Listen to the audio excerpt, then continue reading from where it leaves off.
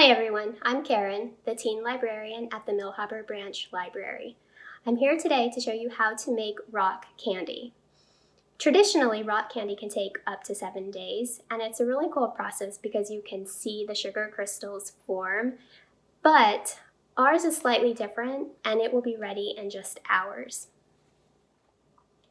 So we are working with a very hot sugar mixture, so kids, please make sure you have a parent helping. So we need a few supplies to get started, and you want to make sure that you have everything handy before you begin. So we need a pot to cook everything in, a candy thermometer, a wooden spoon, a greased baking sheet, make sure it has the sides on the edge.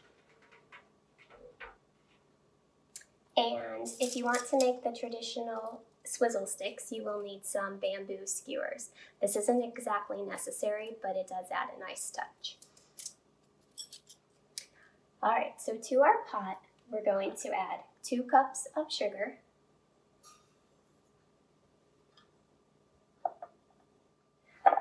1/2 cup of water, and 1/2 cup of corn syrup.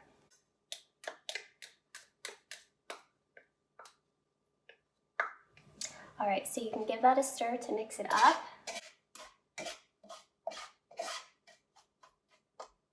And then add your candy thermometer to your pot. Once we turn the heat on, we want to make sure to stir it continuously until it reaches 300 degrees on our candy thermometer. We want to do that for a couple of reasons. First, we don't want our sugar mixture to burn, and we don't want it to start to crystallize too soon.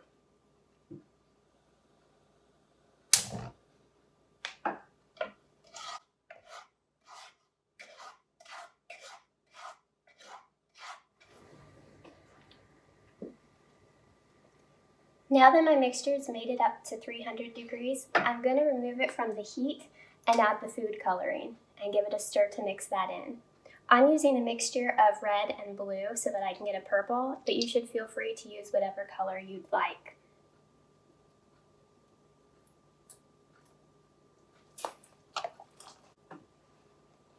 Now be careful with this next part because this is a very hot sugar mixture and you do not want to burn yourself. But we're going to take that mixture and very carefully pour it into a greased baking sheet.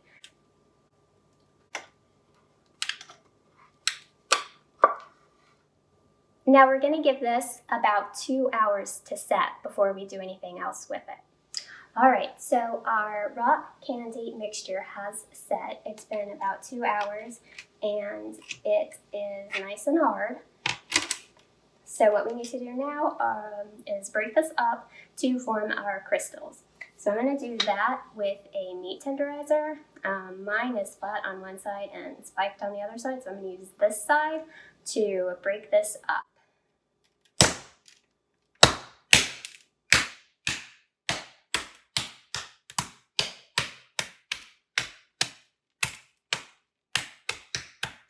All right, so once you've crushed your rock candy, you have a couple of options. You could either leave the slices a little bit bigger and just enjoy this as hard candy, or you could continue crushing until the crystals are much smaller if you want to make the Swizzle Sticks.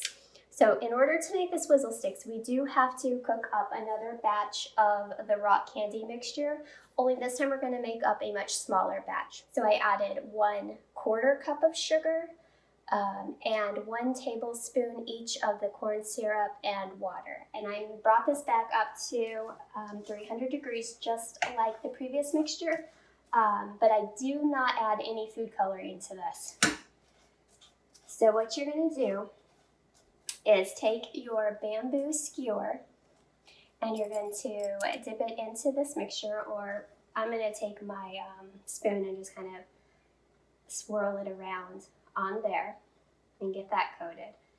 And once you've got that coated, you're going to take it and you're going to pick up some of your crystals. Now you'll notice it's not going to pick up a lot of crystals right at first. So you're going to repeat the process of dipping it in the mixture and adding more crystals. And you'll do that until you're happy with the way it looks. And there you have it, rock candy in hours instead of days.